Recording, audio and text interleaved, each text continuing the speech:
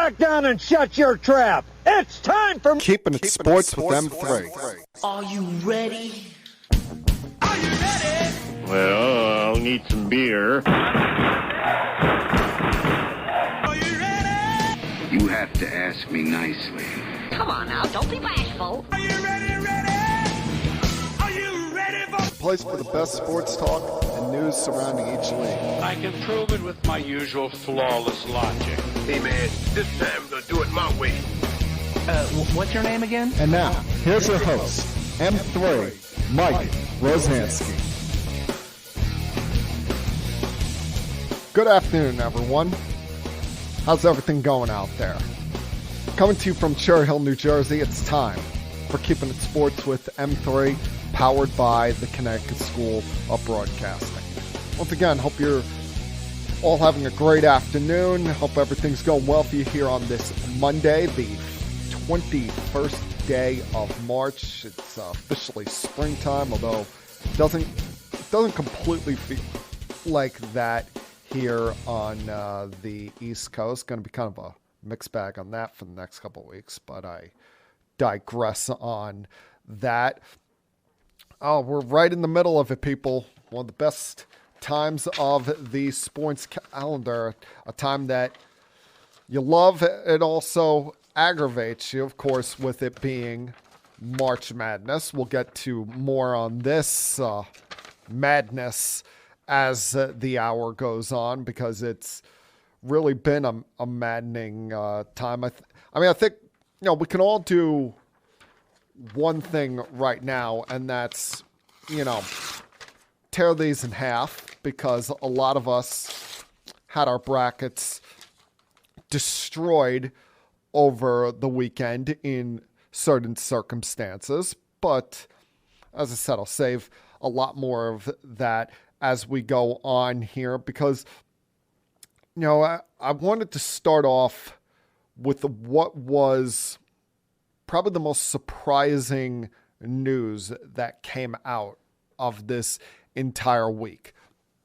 News that, quite frankly, none of us saw coming, but once it was made official, we really should not be surprised about it. And that was late Friday when it was announced that the Cleveland Browns, of all teams, are the winners of the Deshaun Watson sweepstakes. Last week, when last week started, you heard about the Saints and the Panthers both wanting to talk to Deshaun Watson and how he was going to meet with both of those organizations.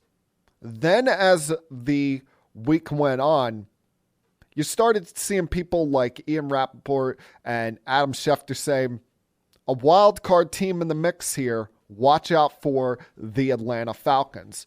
And that one started to make a lot more sense to me than the Panthers, considering he's from down south. He's considered, a legendary high school and college football player down in those parts.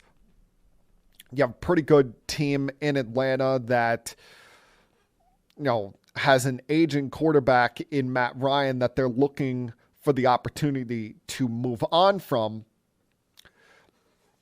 And probably the, most certainty at the head coaching position. So I figured, Atlanta was going to be the spot.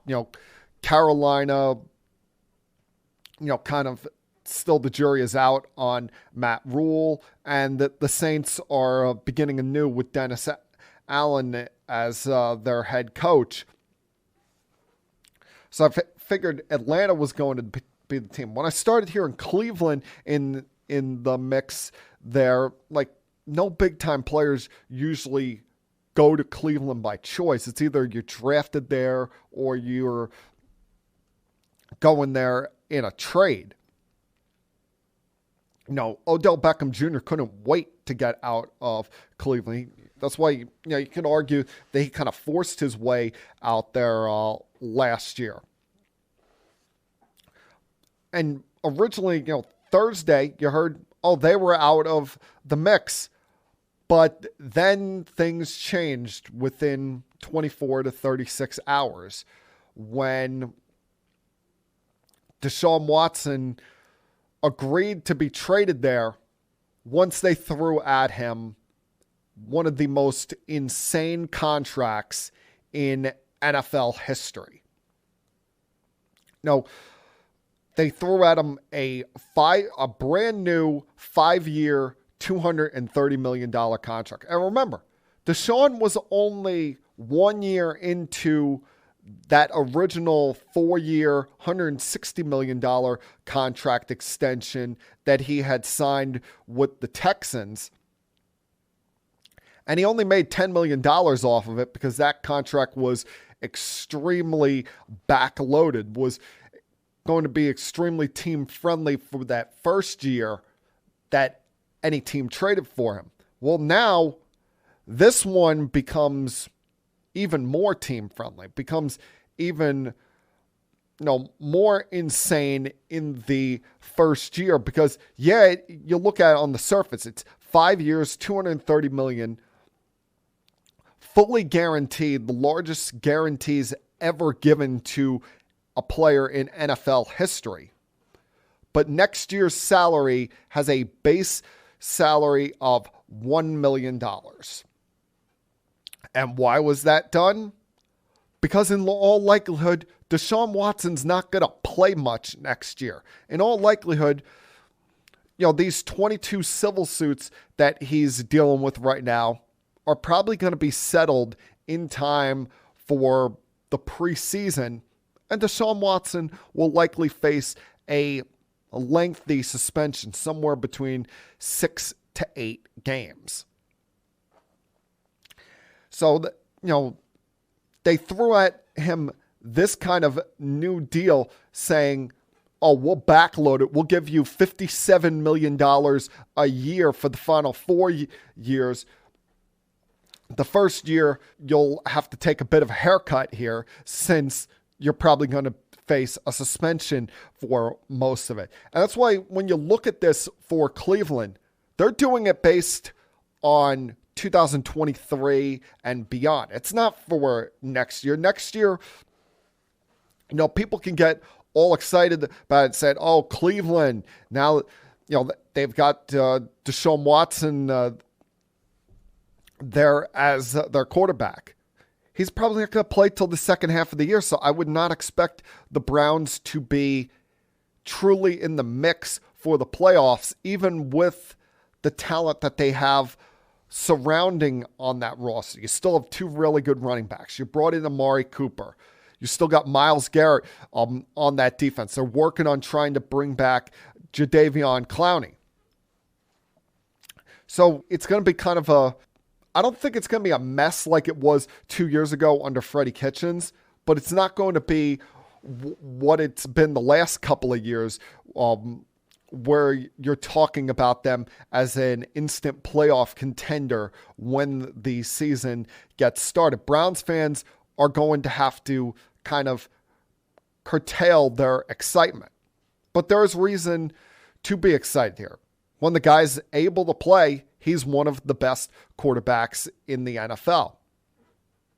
And it shows you what what lengths NFL teams are willing to go to for talent, no matter what you're facing off the field, what kind of scrutiny you have to deal with, because there's a lot of people out there, I would say more people than not, that are disgusted, disgruntled, unhappy with who Deshaun Watson is as a person.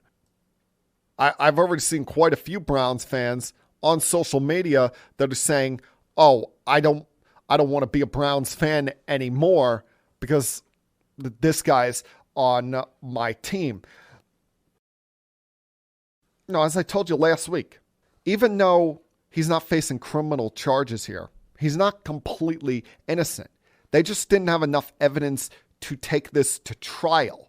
So, he can go out there and tweet all he wants. He tweets about 2 weeks ago, quote, when you stand on the truth, and he put that in all capital letters, the Lord will set you free, and he put the word free in all capital letters. And then the last person that should be commenting on all of this, Trevor Bauer, decides to tweet him over the weekend saying, quote, congrats at Deshaun Watson on the new contract. Can't wait to watch you play again. Happy to see the NFL and their franchises are allowing you to continue your career after all the BS and lies you've been through recently. Onward and upward. The game is more fun with you in it, end quote. Now, Trevor, maybe you should sit this one out. You're the last one that should be commenting on something like this with what you've got going on right now. People out there that are acting completely surprised and shocked by this, we really shouldn't. When you think of what the Browns were willing to give up in trading for him, giving up 3 first-round picks, a third-round pick, and a fourth-round pick, including the 13th overall pick in next month's draft. They gave Deshaun a fully guaranteed record-breaking contract that's backloaded beyond the season that he's likely going to be suspended. It's not going to hurt them too much in the future because, as we see, the salary cap keeps going up and up and up. And you get a guy that, as I said, while his morals off the field are very questionable at best, and that's probably being generous, he's one of the most talented players in the sport. And the Cleveland Browns have never had a quarterback like this. They want to change the narrative of what it is to be a Cleveland Brown. And in the future, Deshaun Watson gets to help them do that. Now, what's interesting here is they have a quarterback on the roster that they were willing to make a decision on in Baker Mayfield. And Baker, remember, last week was putting out that goodbye letter to the city of Cleveland. Him and his representation were requesting a trade. And originally the Browns were saying, no, we're not going to answer your requests for a trade. Well, now he's going to get his wish. Now he's going to, in all likelihood, be traded because you're not going to keep Baker Mayfield around as the fill-in till Deshaun Watson can play again, or have him sit there as the backup when Deshaun Watson's able to play. So the question becomes, where does he go now? And you got to look at the teams that were originally in the Deshaun Watson sweepstakes. Atlanta was looking to move on from Matt Ryan as it is. The Saints are looking for their long-term answer at quarterback because clearly they view Taysom Hill as being better for their team as a gadget guy than anything else, and Jameis Winston is a free agent. Carolina tried to run it back with Cam. That didn't work when they brought him in after another injury to Sam Darnold, and Sam Darnold showed last year that it wasn't just the Jets, that maybe he's not as good as we once thought he was. And there's other teams in the mix you look at here as well. The Steelers, they signed Mitchell Trubisky, but are they completely locked in on Trubisky as their guy? The Colts, they just traded Carson Wentz. They're going to be looking for a quarterback. Do they trade for Matt Ryan? Do they sign Jameis Winston? Or do they decide to take a chance for a year or two on Baker Mayfield? There's also out there the Giants. Do the Giants decide to make a trade for Baker Mayfield? So there's a lot of teams out there in the market looking for a quarterback. And while Baker Mayfield's not great, he has more commercials out there than he does actual wins. He's definitely a useful, quality quarterback, somewhere you'd probably rank him somewhere in the range of, I don't know, I'd say 14 to 21 range as far as the quarterbacks go in this sport. What I find funny, though, is the Cleveland Browns recently had reports breaking out that they were looking for more of an adult figure as their quarterback. And they trade for someone that has 22 civil suits facing them, and it is all likelihood going to be suspended for a good chunk of the 2022 season. Yet they think that guy is more of an adult than someone who has more commercials on TV than he does have wins in his career. Very interesting how, talent talks in this league. You can have 22 civil suits, and as long as you're a great quarterback, still get a job in this league. But if you've got commercials and come off somewhat arrogant, or you decide to take a knee during the national anthem, no, we don't want you. All right, a lot I want to get to over this next hour here. As I said, I'll get to some thoughts on the NCAA tournament so far. Give you some thoughts on baseball free agency. There was a lot that went down this week, a lot that had a certain fan base near and dear to my heart aggravated as all hell. Try to calm them all down. And we'll get to more NFL free agency as the hour goes on. So a lot to get to, a lot for me to talk about this week. So please sit back, relax, hell, put your feet up if you feel like doing so, and continue keeping it sports with M3. I'll be back.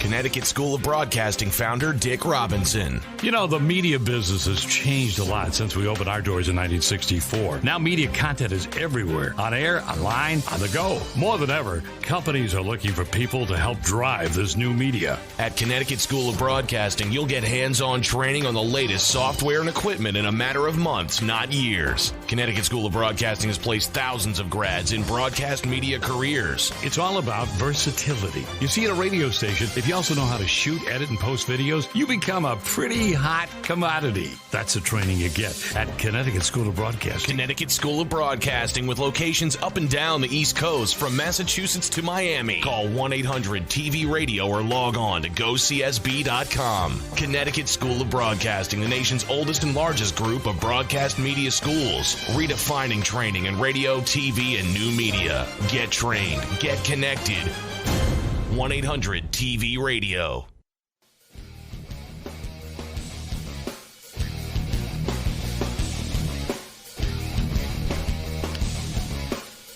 All right, welcome back to Keeping It Sports with M3. You know, if not for the Deshaun Watson news, there was a trade that would have been making bigger headlines, bigger waves across the NFL, because this one, to me, I still don't get it.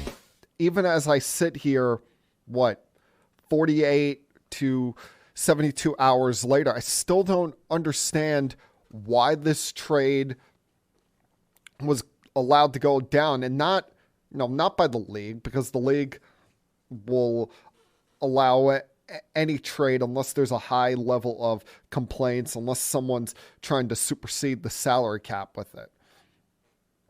But I was stunned the other day when I saw the announcement of the Packers trading Devonte Adams to the Raiders. Now they're getting back a first and second round draft pick in the 2022 draft.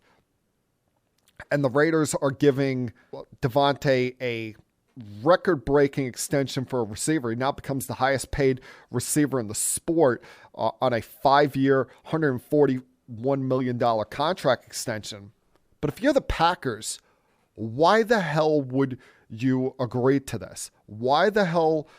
Yeah, you're getting a first and a second round draft pick. But what's the likelihood that you're going to find someone as good as Devonte Adams with those picks? You know, it's not like Devonte Adams was a guy that you signed or traded for a year or two ago, and he was a malcontent, albeit a well-played malcontent. This is a guy you drafted. This is a guy that's been a lifetime Packer and was the face of your franchise, Aaron Rodgers' favorite weapon, one of his favorite teammates. And you trade him away after giving Aaron Rodgers a brand new contract that, as we would come to find out, is not 4 years for $200 million. It's 3 years for $150 million, and it's structured in a way that every offseason they can go readjust the contract and readjust the parameters of it. So it's essentially 3 separate 1-year contracts if you're really looking on the surface.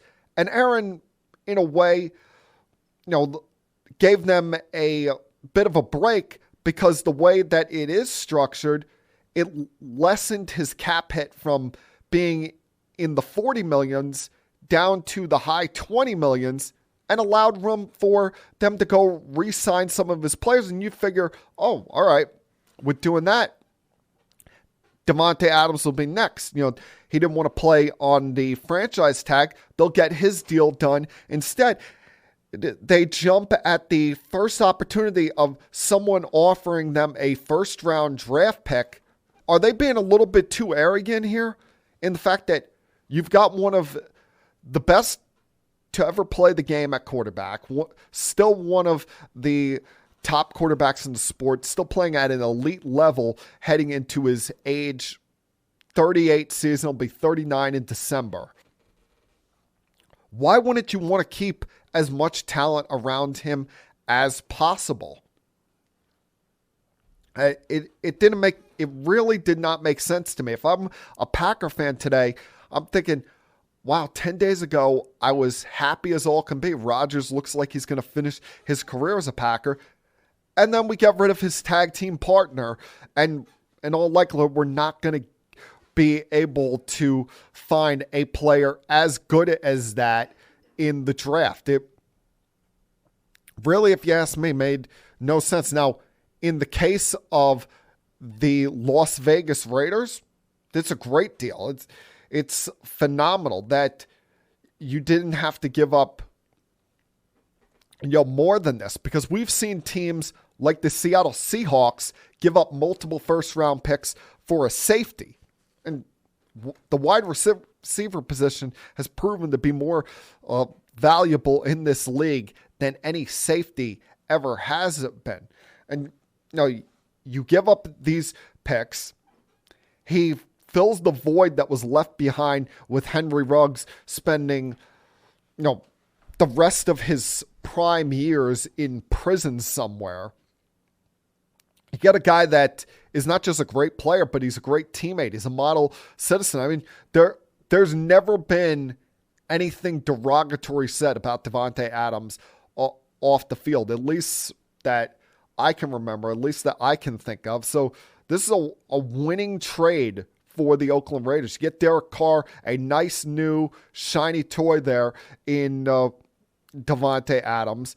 You just added a pass rusher in Chandler Jones last week, and you're starting to see it's an arms race here in the AFC West. All of these teams are lining up for what is going to be a war. All of these teams are looking at Kansas City and saying, you're not going to have an easy path through this division anymore. You're not going to just roll through things and think that because of the division that you're in, you're going to win 12 games, be the 1 seed in the AFC and get that first round bye. No, these teams are going to beat the living crap out of each other en route to getting to the postseason. I mean, there is a legitimate chance for all 4 of these teams to make the playoffs this coming year. I mean, you look at it, all of them have top 10 to 12 quarterbacks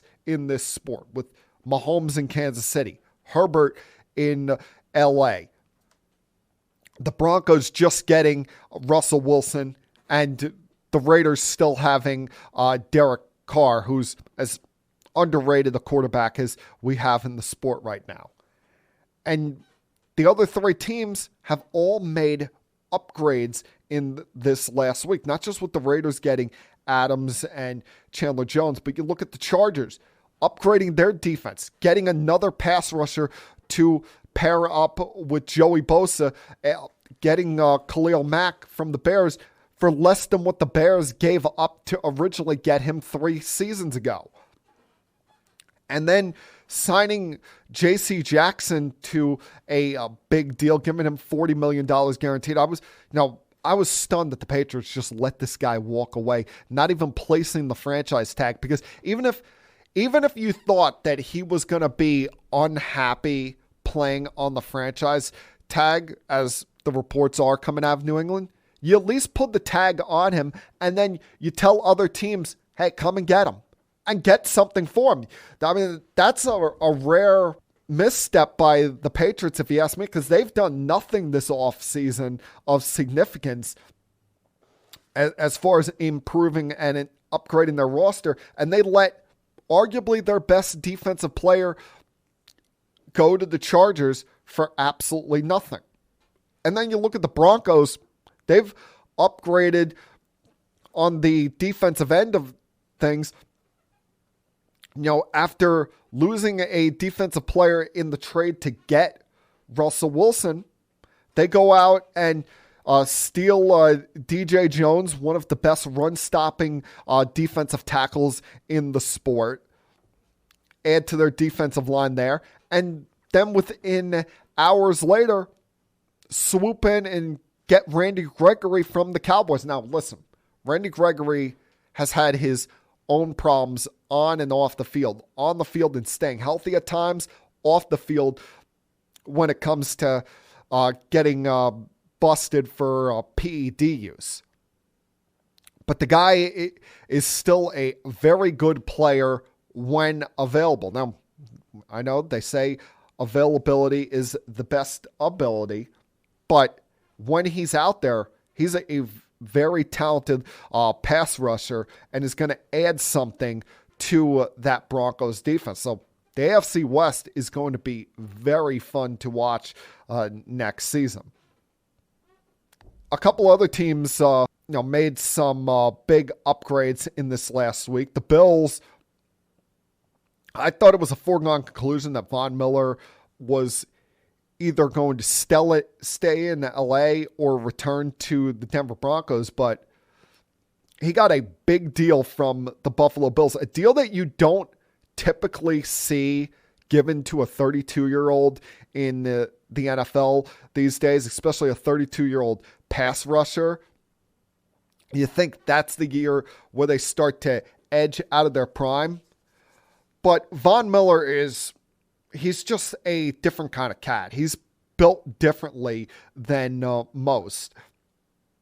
They gave him 6 years for $120 million, with 51 of that guaranteed. So it's, really they're paying for the first 3 years of Von Miller, and then it's a wait and see approach after that when he's 35 years old. Also added another tight end in O.J. Howard to give another weapon to Josh Allen there. But, the Bills are not just sitting on their hands, resting on their laurels from last year. They were willing to let what was one of the stalwarts on their defensive line go in Star Latulier in order to bring in Von Miller. So they're realizing that you got to constantly change in this sport. Just because you're great 1 year doesn't mean you can just run it back with the same roster every year. There's got to be some kind of different mix, some kind of different gel to a room each and every single year. And that's what Von Miller's going to bring to the table as now a 2-time Super Bowl champion. The Rams, that they gave Matthew Stafford a new contract extension, 4 years for $160 million, $135 guaranteed.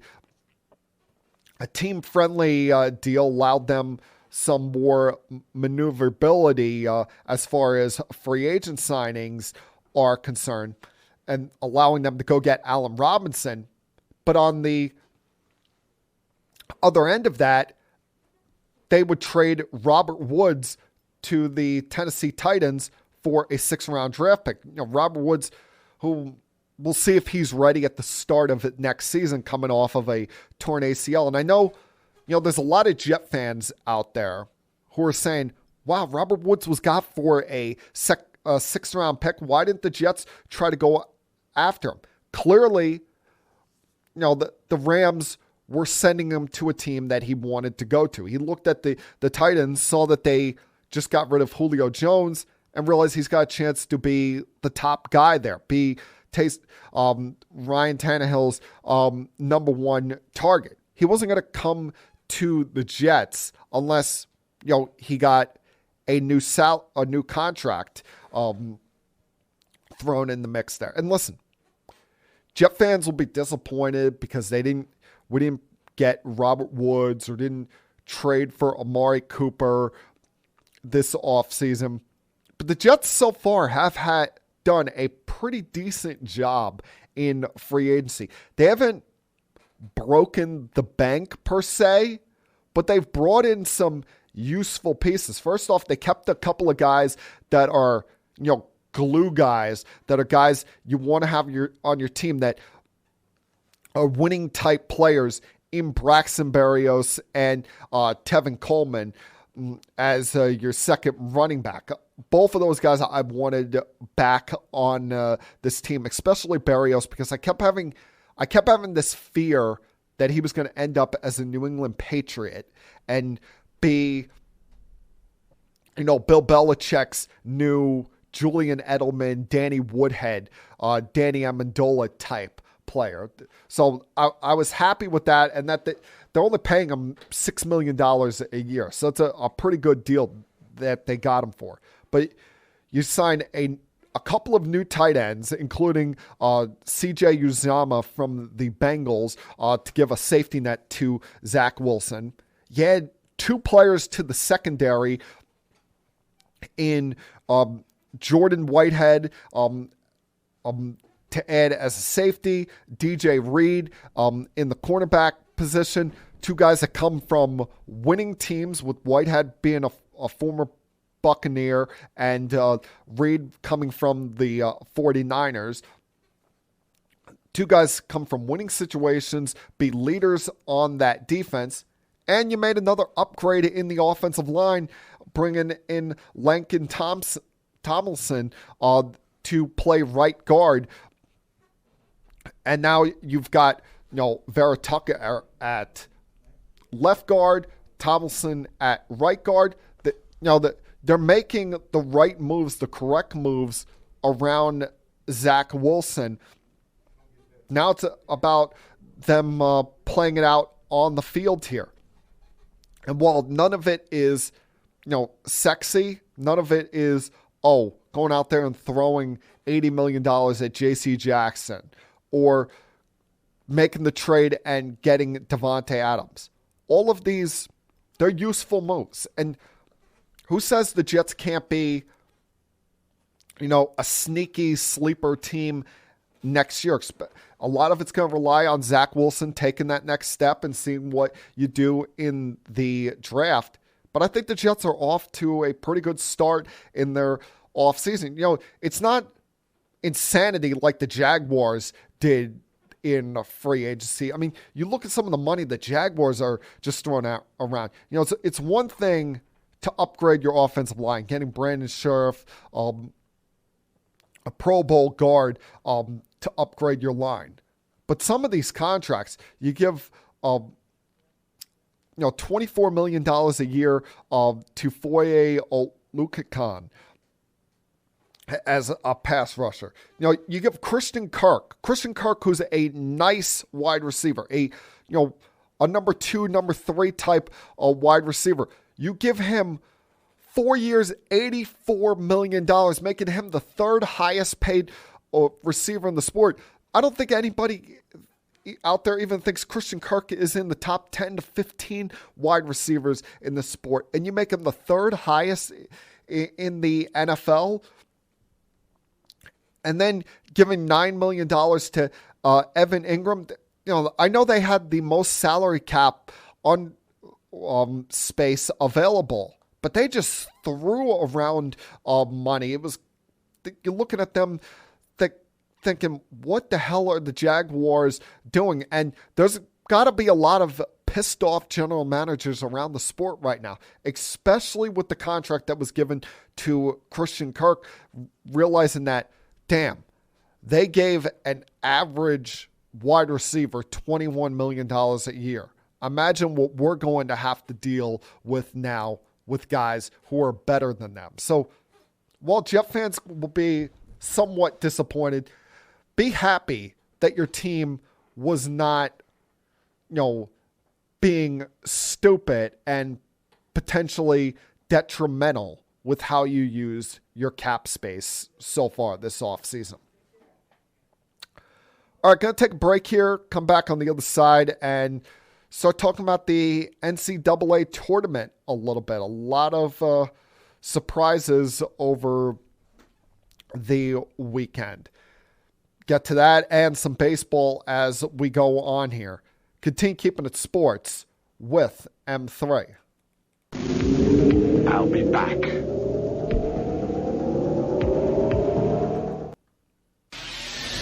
Connecticut School of Broadcasting founder Dick Robinson. The media business has changed a lot since we opened our doors in 1964. Now media content is everywhere, on air, online, on the go. More than ever, companies are looking for people to help drive this new media. At Connecticut School of Broadcasting, you'll get hands-on training on the latest software and equipment in a matter of months, not years. Connecticut School of Broadcasting has placed thousands of grads in broadcast media careers. It's all about versatility. You see, at a radio station, if you also know how to shoot, edit, and post videos, you become a pretty hot commodity. That's the training you get at Connecticut School of Broadcasting. Connecticut School of Broadcasting with locations up and down the East Coast from Massachusetts to Miami. Call 1-800-TV-RADIO or log on to GoCSB.com. Connecticut School of Broadcasting, the nation's oldest and largest group of broadcast media schools, redefining training in radio, TV, and new media. Get trained. Get connected.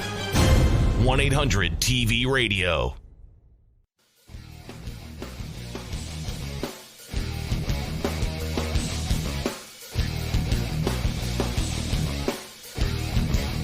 Welcome back to Keeping It Sports with M3. Remember, you can find the podcast anytime on social media on Facebook.com/Keeping It Sports with M3, as well as on Twitter at Keeping It Sports, and my personal Twitter account at M3Rosansky. Also find it on Instagram at keeping_it_sports_with_M3 on Instagram. That's the handle for us. Now, you saw me earlier tear in half my NCAA tournament bracket, as you can see here if you're watching on Facebook. Don't worry, brought a second one with me, and maybe I'll rip this one up after all is said and done, because we sit here now, we are a couple days away from the Sweet 16. Got to take a little bit of a breath after what was a crazy, wild weekend, and your boy only has, 1, 2, 3, 4, 5, 6, 7. Yeah, only 7 teams left available, so there's no chance I'm winning my bracket pool. But, I had a feeling that this thing was all going to hell the other day when, I don't know, I like to be different. Maybe I was, as I said, not paying enough attention to college basketball this year, but I picked Tennessee to come out of the South region. And as we saw, Tennessee got upset by Michigan late Saturday night. So now Michigan will move on to be my favorite team in college basketball over the next couple days, as I will be rooting hard for them going up against one of the angst of my existence, the Villanova Wildcats, which, if you know me personally, you know that my sister is a Villanova grad, and for the last 7 years since she first started there, I think it was, 2014, 2015, something like that, when Emily first started there. My family has been insufferable Wildcat fans, to the point where you would think that she was dating someone on the team, but I digress there. So I will be heavily rooting for Juwan Howard's crew on the Sweet 16. The region that I got destroyed the most in are the Midwest and the East regions. I only have one team left available in each of those. Richmond was the 12 seed. I decided to take a chance on, having them go on a bit of a run here to get to the Sweet 16, but they got knocked off by Providence. Now, on the bottom half of the bracket, I had completely wrong with, Wisconsin, Miami, and Auburn all getting knocked off yesterday. It was a bad day for the Big Ten. This last 2 days, you lost Wisconsin, you lost Ohio State, you lost Michigan State. A lot of the teams that you would expect to make big runs here, make deep runs in this tournament for the Big Ten, got knocked off. But there can be no bigger disappointment in this than the Baylor Bears, who got knocked off by North Carolina. Now Baylor, they were the national champions, so it's hard to have that much sympathy for them. But North Carolina showed a lot of fight in their game against Baylor, because they lose one of their best players to a flagrant 2 ejection in this game.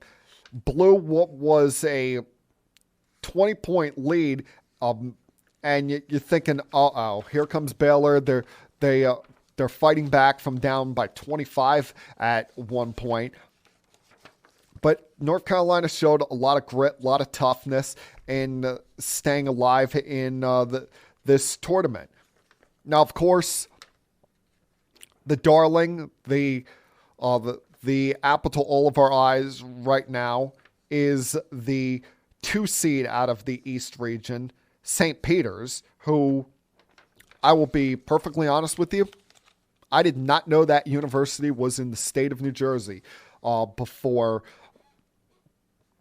Thursday. I was wondering, where is St. Peter's? And then it's late in the second half of their game against Kentucky that they have a commercial for St. Peter's. I'm like, that's in New Jersey? And I told by my family that my cousin Peter is actually a graduate of St. Peter's, ironically. And what's interesting there is the head coach is a guy that went to the Sweet 16 with Seton Hall about 20 years ago. Now, you hope that this run for St. Peter's does not outprice him from remaining their head coach and doesn't take the Seton Hall job, as Kevin Willard, is leaving this week to go to become the head coach of Maryland. But it's a fun, exciting story. A 15 seed in the Sweet 16. We've seen this on 3 other occasions previously with Florida Gulf Coast. The problem here is the concern I have, is not that the moment is too big for them. It's now going to be the time off here. Because remember, Florida Gulf Coast made it to the Sweet 16, was a Cinderella before, and played a great game in the Sweet 16 before fading down the stretch and getting knocked off.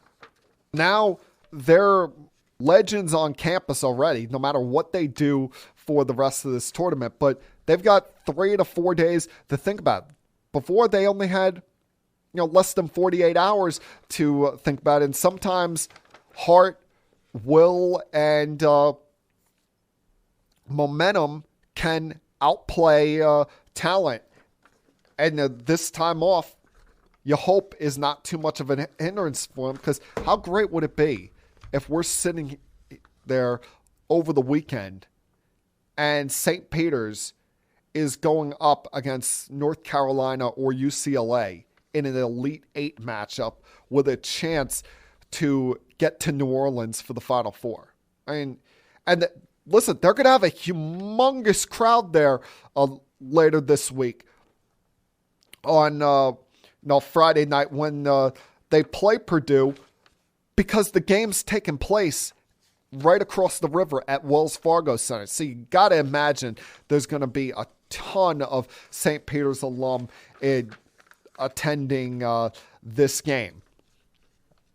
Now, as for the West, it's pretty much chalk all the way through, as you got the top 4 seeds alive. Gonzaga dealt with a little bit of a scare from Memphis there, but otherwise hung on there. Arkansas getting past New Mexico State. Texas Tech upending Notre Dame, which to me was more of a case of Notre Dame being worn out. Notre Dame playing 3 games of high-level intensity like that in a 5-day span. They had the lead with, 4 or 5 minutes to go, and then just faded. Could not make a shot in the last couple of minutes. And now Tech goes back to the Sweet 16, what's kind of been a regularity for them for the last 4 or 5 years. But they're going to be going up against something that you really can't measure. And that's a will and a love for a head coach in a Duke program that this is probably the most pressure Duke has ever faced in their life, because they know we lose, it's over. That is, they lose, Coach K's career is over. You know that they want to send him out on a high note. You know that those players are disappointed with the fact that they didn't end his final home game the right way, and they lost in that fashion to North Carolina. So that they're geared up, motivated, and want to give Coach K a proper send-off. Now, it's going to be difficult as all hell with the fact that you got to go through Texas Tech, and you're going to have to go through either Gonzaga or Arkansas just to get to the Final Four. But so far, it's been a good ride for Duke. We'll see if it ends with a magic carpet ride and Coach K going out with one more championship on his resume. All right, I'm going to turn my attention to baseball to close out the show, because a lot happened this week. And unfortunately, my fellow Yankee fans are freaking the hell out. So I'm going to try and calm things down, even though I'm a bit aggravated as well. Continue keeping it sports with M3. I'll be back.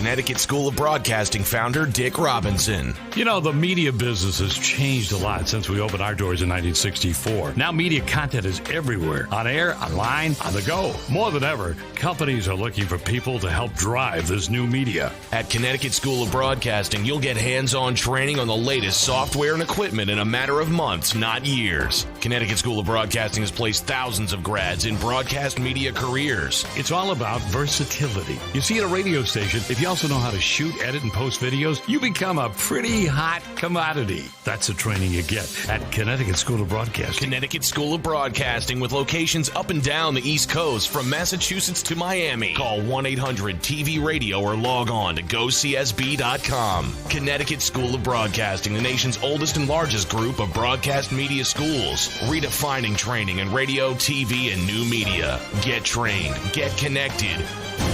1-800-TV-RADIO.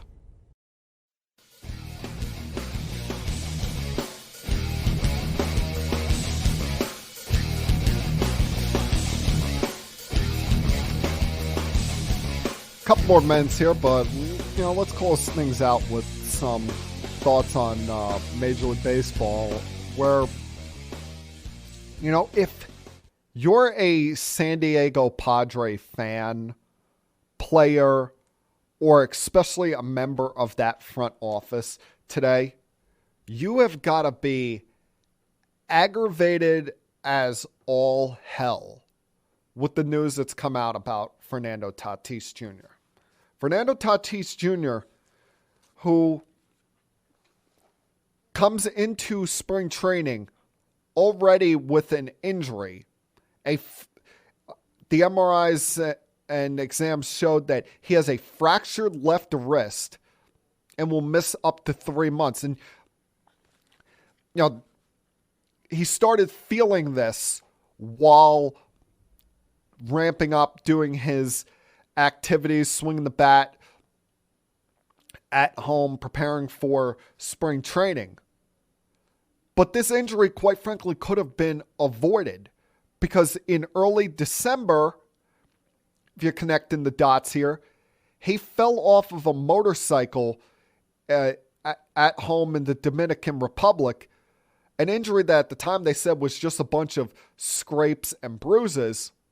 But now I think we're starting to find out that it was a little bit more than that, and that probably led to the aggravation of this injury. And, if you're the Padres, you got to be ticked off because this guy's coming off of an MVP caliber year, hit 42 home runs last year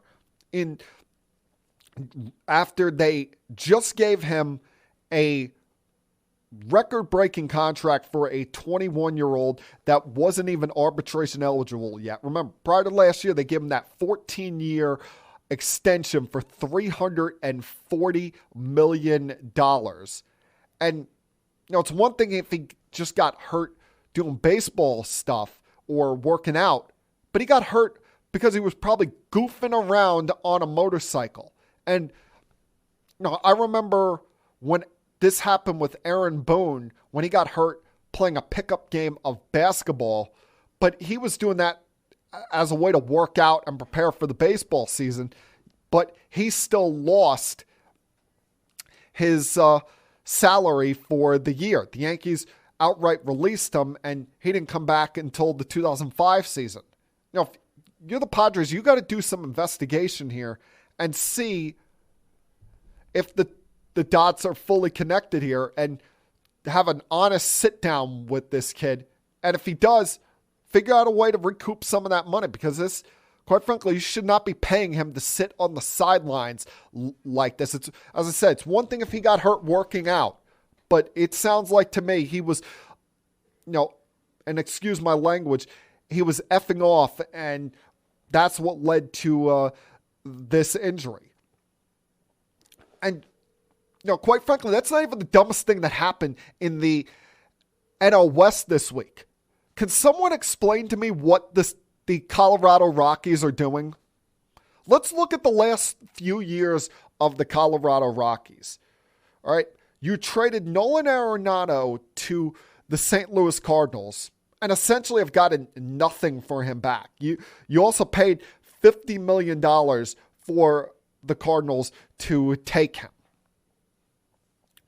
Then you, instead of trading Trevor Story last year when you were never in the mix for a postseason spot, instead of trading him and maybe recouping a good prospect or two for Story, you decide to keep him for the rest of the year and let him walk in free agency. And that probably didn't help things, because remember, he was emotionally and mentally distraught after not getting traded at the deadline last year. He had to take a couple of days away from the team because he thought it was a foregone conclusion. All right, I'm going to go to a winning situation, put up some big numbers, and really increase my value and sign early in free agency. Instead, he had to wait and sign with the Red Sox after the lockout was over. So you got nothing for him. So what did the Rockies decide to do? Let's be even dumber and give Kris Bryant 7 years for $182 million. And this is nothing negative toward Kris Bryant. Kris Bryant, very good player. No, not the greatest defensive player in the world. Can strike out a little too much, but has power, is versatile enough that he's capable of playing both third base and the outfield. I don't think he's exactly a gold glover at any of these positions, but he's more than serviceable at those positions. And he probably figures, I got my ring. I'm going to go put up insane numbers in Coors Field for the next 7 years, or until whenever the Rockies are able to trade me, because they gave him the most money that anyone was willing to give up for Kris Bryant, giving him $26 million a year. It makes no sense to me what the Rockies are doing there. They've never been able to assemble any version of a top-tier pitching staff to have long-term success there. When they trade away players, they usually get ends meet return. And now you're giving a contract extension to a guy when you're not in position to win. I mean, you're going to be a doormat for the Dodgers, the Giants, and the Padres when they get Tatis back there. It really makes no sense what they're doing. Okay, Yankee fans. I've seen a lot of my fellow Yankee fans whining, crying, complaining across social media the last couple of days. And in some ways, you have a right to be aggravated. In some ways, you don't have a right to be aggravated. Now, I'll start with the Luke Voit trade. A trade that I think we all knew was coming. A trade that I think we all knew had to happen. You couldn't just keep Luke Voit on this team, as a role player on the bench, because with the additions of Donaldson, with the fact that Judge and Stanton are here, you needed the DH spot to remain open for those three guys to have, a half day off. And you weren't going to keep Luke Voit here with the fact that LeMahieu can also play first base after the Rizzo signing, just to be like the first baseman, and play twice a week at the most. Plus, with his injury history, the fact that he always has some kind of oblique injury, I'm not sure what you thought you were going to get in return. So getting a 20-year-old pitching prospect in this kid, Justin Lang, who knows?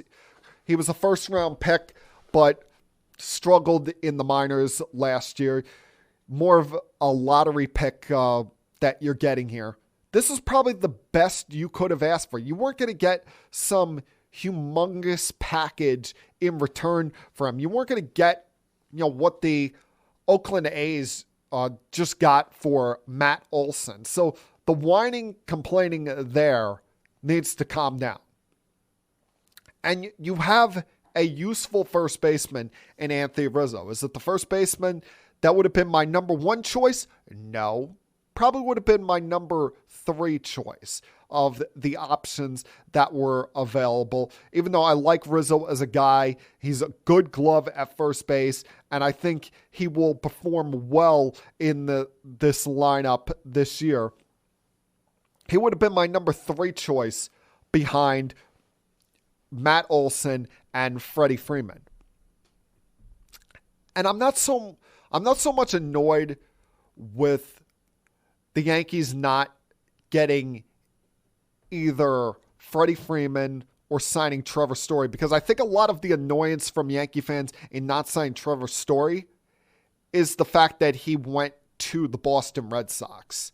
Now, if Trevor Story would have signed with, say, one of the teams in Chicago, or would have went back to the Colorado Rockies, or been signed by the Giants or someone of that ilk, I think Yankee fans would be like, okay, it sucks we didn't get him, but he went to a team that's out of our division.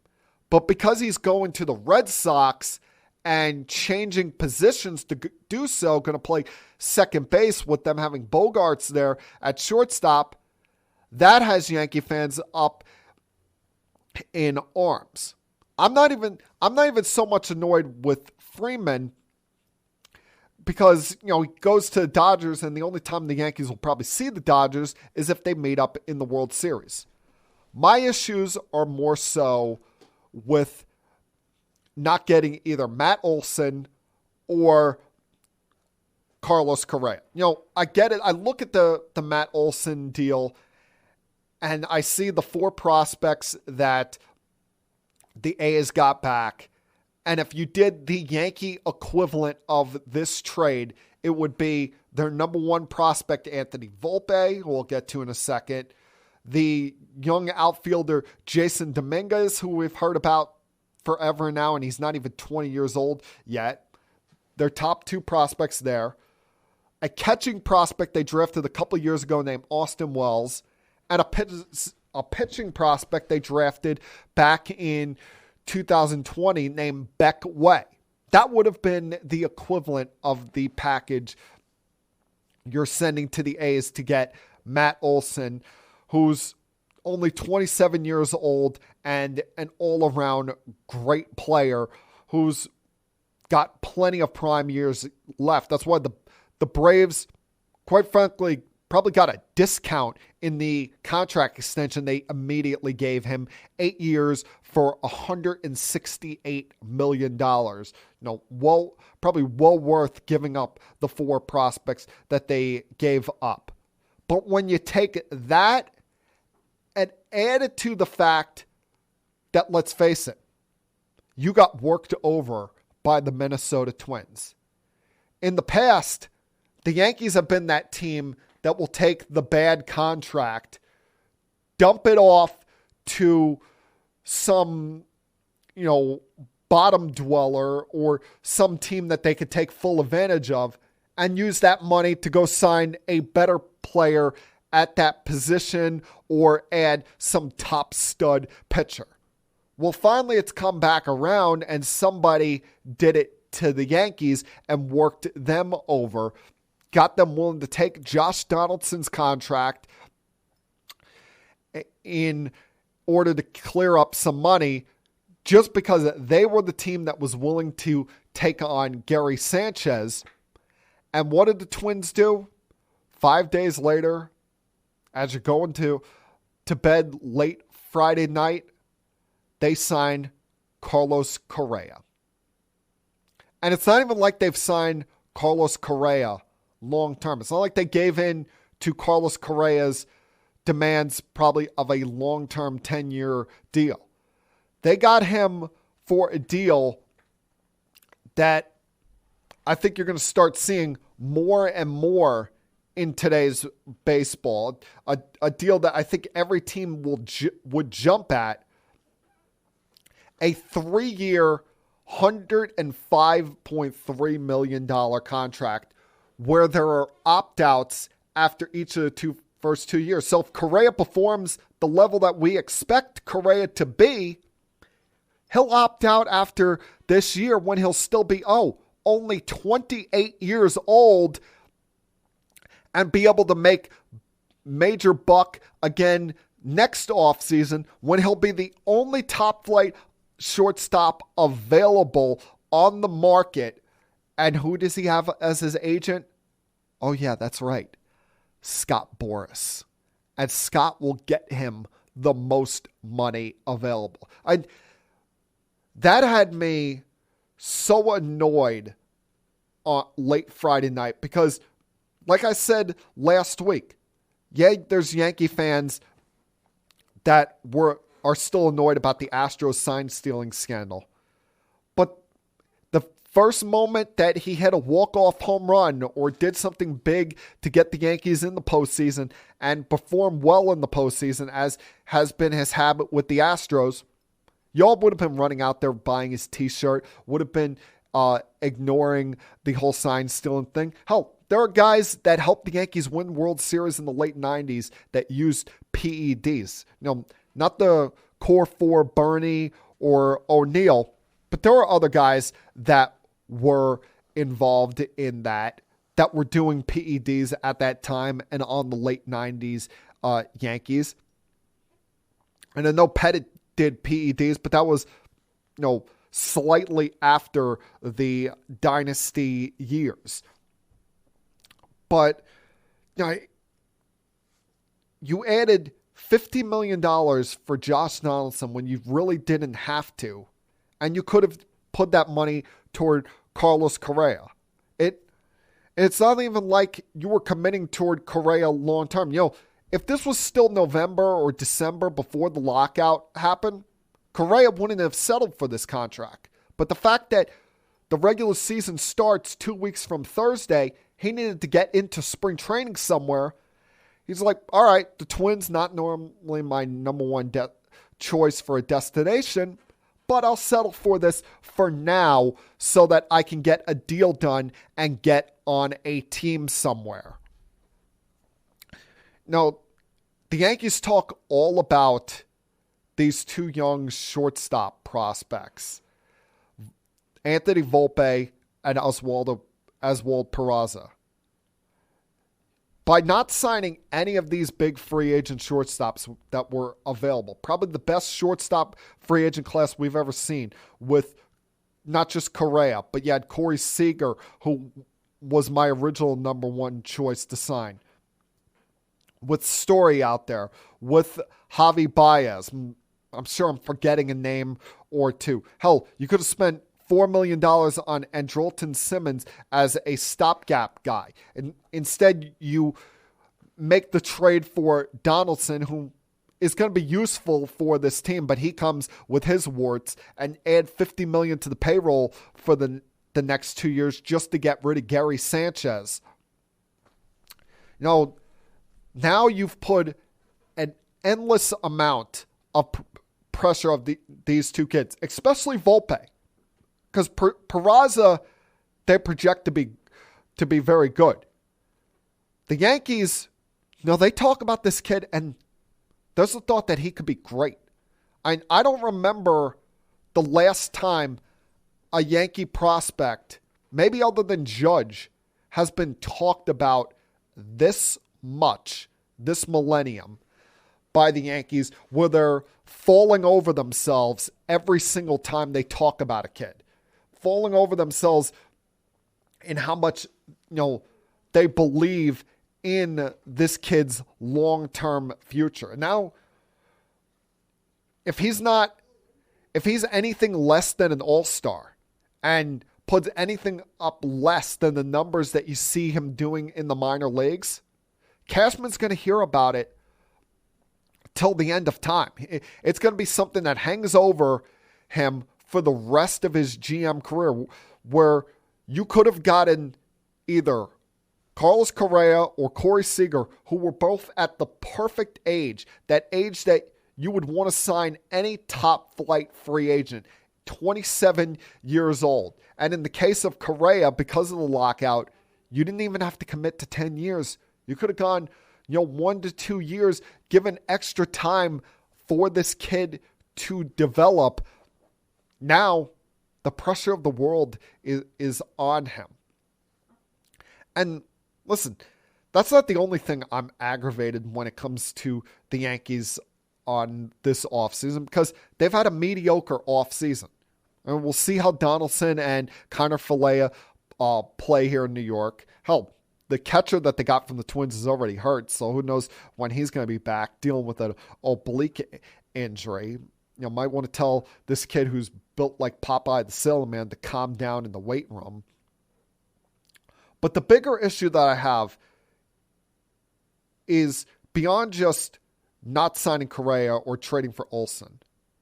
It's the fact that there are players on this team that may not be available for opening day because of some of the vaccine mandates, which I'll get to in a minute.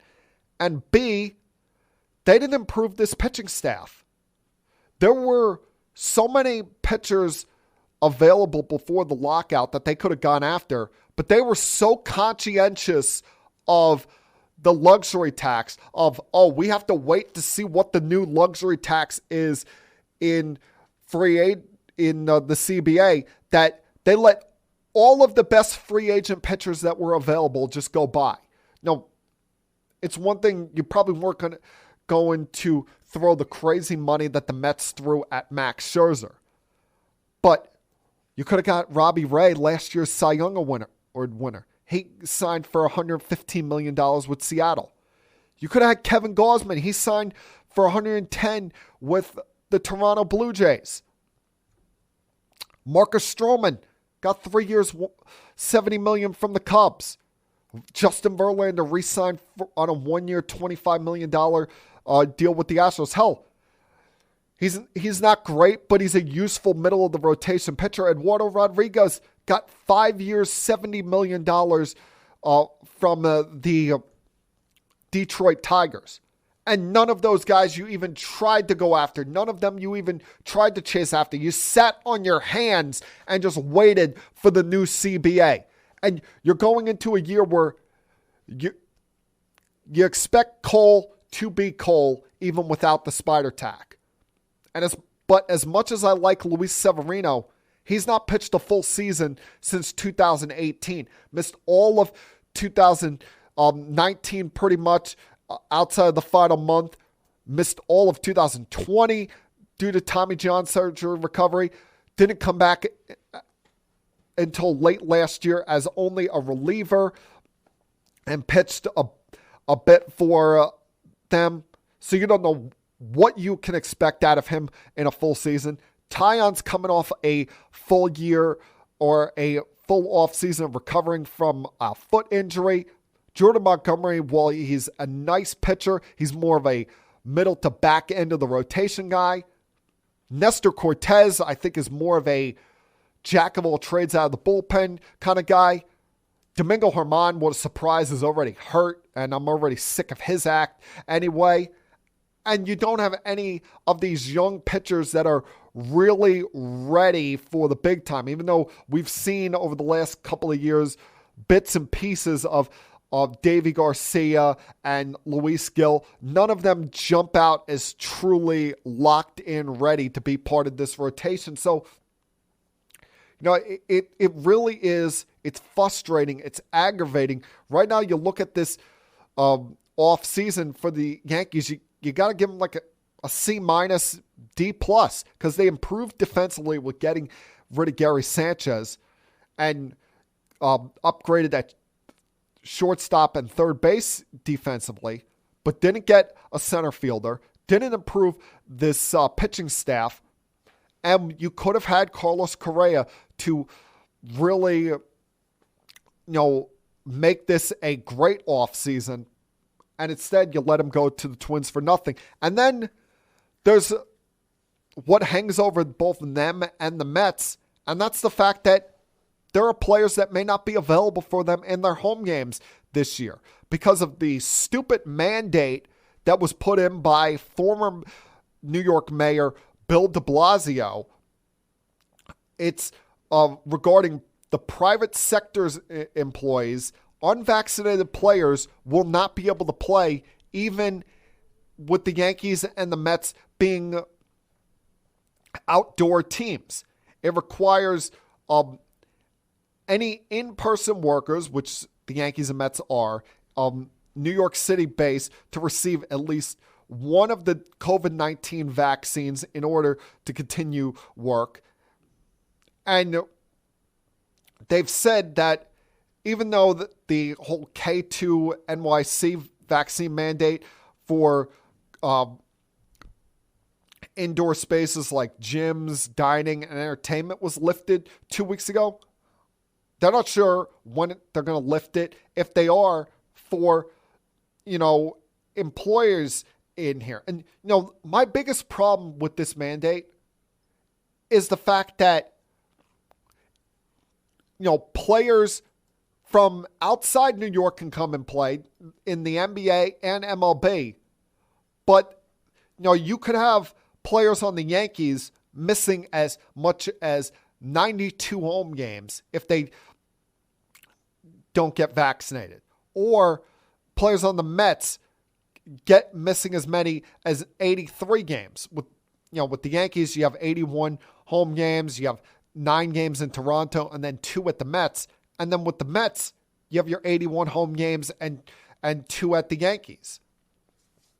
And the Mets, are an even bigger problem here because, that they were one of those teams that fell short of the 85% vaccination threshold laid out by MLB last year that was required for teams to loosen their COVID-19 restrictions, because they had quite a few players that are leaning on the whole ridiculous personal choice rhetoric.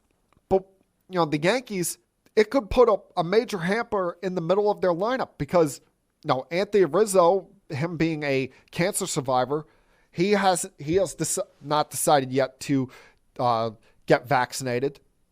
And then there's what hangs over them with the fact that, Aaron Judge may or may not be vaccinated. Who knows? Maybe he's remaining quiet to keep pressure off of lesser players on the team that he knows aren't vaccinated.